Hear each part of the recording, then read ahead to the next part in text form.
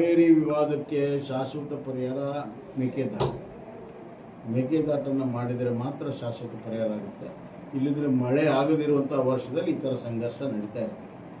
ಇವತ್ತು ಅತಿ ಹೆಚ್ಚು ಮಳೆ ಬಂದಾಗ ಅದನ್ನು ಶೇಖರಣೆಯನ್ನು ಮಾಡಿ ಸುಮಾರು 67 TMC ನೀರನ್ನು ಶೇಖರಣೆಯನ್ನು ಮಾಡಿ ನಮಗೆ ಕುಡಿಯುವ ನೀರಿಗೆ ಬಳಕೆ ಮಾಡಿ ಅದರಲ್ಲಿ ಕೆಲವು ಪರ್ಸೆಂಟೇಜು ತಮಿಳುನಾಡು ಕೊಡಬೇಕನ್ನುವಂಥದ್ದು ಏನು ಆ ಯೋಜನೆ ಇದೆ, ಆ ಯೋಜನೆ ಮಾತ್ರ ಸಂಕಷ್ಟದ ವರ್ಷದಲ್ಲಿ ಪರಿಹಾರವನ್ನು ಕೊಡೋಕ್ಕೆ ಸಾಧ್ಯ ಇದೆ. ಈಗ ವಿಶೇಷವಾಗಿ ಎಲ್ಲ ನದಿಗಳು ತುಂಬಿದ್ದಾವೆ.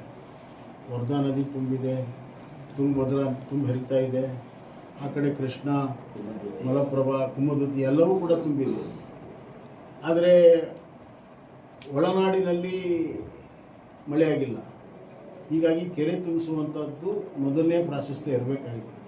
ಆದರೆ ಯಾಕೆ ಮಾಡೋಕ್ಕಾಗಿಲ್ಲ ಅಂದರೆ ಸುಮಾರು 135 ಲಿಫ್ಟ್ ಇರಿಗೇಷನ್ಗಳಲ್ಲಿ ಇವತ್ತು ಎಲೆಕ್ಟ್ರಿಸಿಟಿ ಬಿಲ್ಲನ್ನು, ಪವರ್ ಬಿಲ್ಲನ್ನು ನೀರಾವರಿ ಇಲಾಖೆ ಕಟ್ಟಿಲ್ಲ. ಅದಕ್ಕಾಗಿ ಅವ್ರು ಪವರ್ ಕಟ್ ಮಾಡಿದ್ದಾರೆ.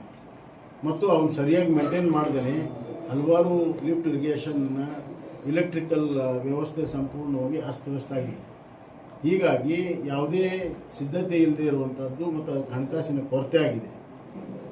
ಅತ್ಯಂತ ಬೇಜವಾಬ್ದಾರಿಯಿಂದ ಇವತ್ತು ಸರ್ಕಾರ ನಡ್ಕೊಳ್ತಾ ಇದೆ. ಮುಖ್ಯಮಂತ್ರಿಗಳು ಮೊದಲು 135 ಲಿಫ್ಟ್ ಇರಿಗೇಷನ್ಗೆ ಏನು ದುಡ್ಡು ಕೊಡಬೇಕು, ಪವರ್ ಬಿಲ್ ಕೊಡಬೇಕು, ಅದಕ್ಕೆ ಹಣ ಬಿಡುಗಡೆ ಮಾಡಬೇಕು.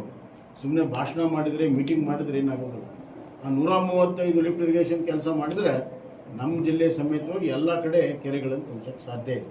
ಅದನ್ನು ಮಾಡ್ದೇ ಕೇವಲ ಮೀಟಿಂಗ್ ಮಾಡಿದ್ನಿ, ಭಾಷಣ ಮಾಡಿದ್ನಿ, ಅಧಿಕಾರಿಗಳಿಗೆ ವಾರ್ನಿಂಗ್ ಕೊಟ್ಟರೆ ಏನು ಮಾಡ್ತೀನಿ, ನೀವು ಹಣನ ಬಿಡುಗಡೆ ಮಾಡಿ.